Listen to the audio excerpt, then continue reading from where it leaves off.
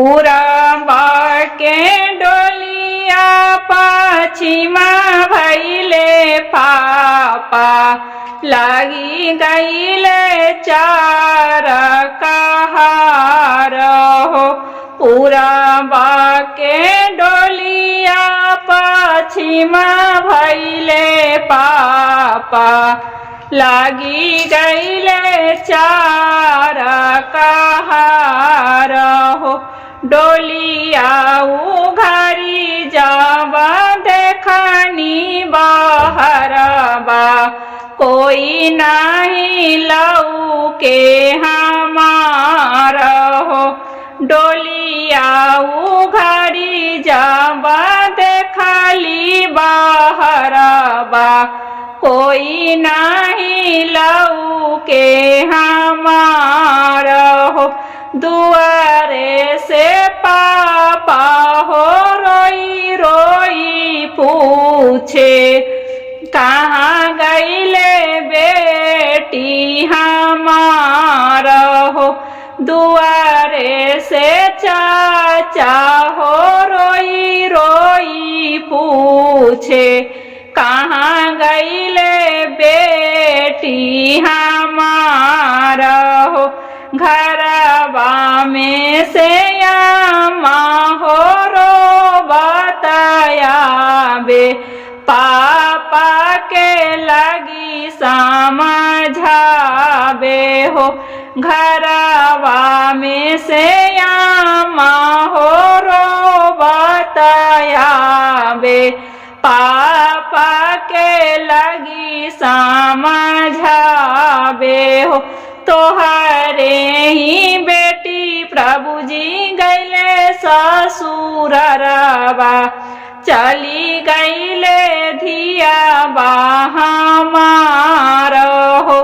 तोहरे ही बेटी प्रभु जी गईले ससुररबा चली गईले धिया हमार हो।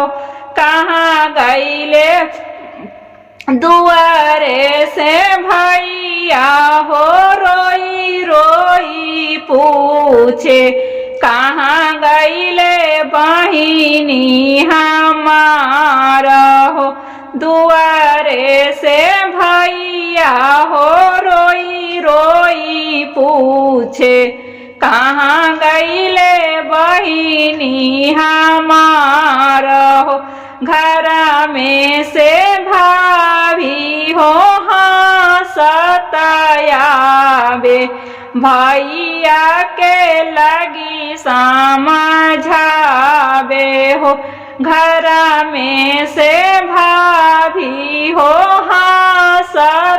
सतायाबे भैया के लगी समझाबे हो। तोहरे ही बहिनी प्रभु जी गईले ससुररबा चली गईले बैरन हमार हो।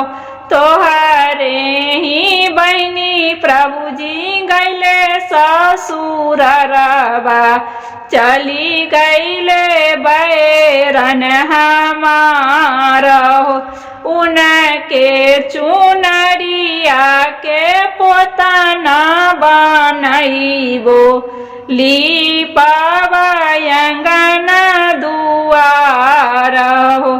उनके चुनरिया के पोताना बनैबो नीपावा अंगना दुआर हो।